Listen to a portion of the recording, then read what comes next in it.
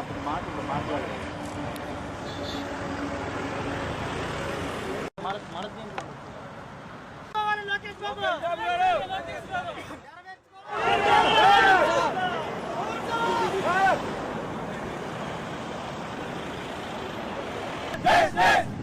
పాదయాత్ర చేసిన హామీని నెరవేర్చుకోవాలి. లోకేష్ బాబు నెరవేర్చుకోవాలి. పాదయాత్ర చేసిన ఎస్ఎంపీడీ వద్దు, ఎస్ఎంపీడీ వద్దు, యూజీడీపీడీ అభ్యర్థులకి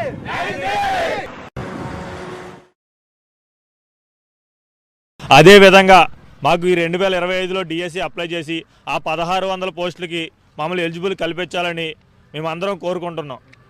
బ్రతికొండగానే చంపేస్తున్నారు. తల్లిదండ్రులు లేకపోయినా సరే మేము కష్టపడి అవి చేసి ఈ చేసి పాలేరుతనాలు చేసి చదువుకుని మేము ఇలా వచ్చి నిరుద్యోగులతో ఆటలాడుకుంటున్నారు. మేము కావాలని గెలిపించుకున్న తర్వాత కూడా మాకు న్యాయం చేయకపోతే ఎందుకు?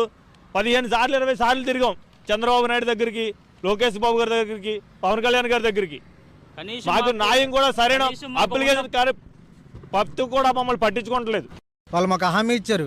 యువగల హామీలో లోకేష్ గారు పూర్తి న్యాయం చేస్తామని, మరియు అట్లనే పవన్ కళ్యాణ్ గారు కొన్ని హామీ ఇవ్వడం జరిగింది. కానీ ఆ హామీల్ని తొంగలో తొక్కి ఎన్సీఆర్టీ రూల్స్కి విరుద్ధంగా, ఎస్సీఆర్టీ రూల్స్కి విరుద్ధంగా ఒక పీఈటీ పోస్ట్ని విద్యా వ్యవస్థ నుంచి పూర్తిగా తొలగించి పీడీ పోస్టులు మాత్రమే భర్తీ చేయడానికి ఈ నోటిఫికేషన్లో రిలీజ్ చేయడం జరిగింది.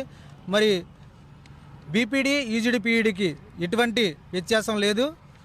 ఒకటే ఎంట్రన్స్ ఎగ్జామ్, ఒకటే ట్రైనింగ్ మెథడ్, ఒకటే సబ్జెక్ట్స్ సేమ్, అన్ని అప్లికేషన్స్ కూడా సేమ్. కానీ పోస్టులు అప్గ్రేడ్ చేసామనే నెపంతో 60,000 మంది జీవితాలని రోడ్డున పడేసి కుటుంబ ప్రభుత్వం మాకు అన్యాయం చేసింది.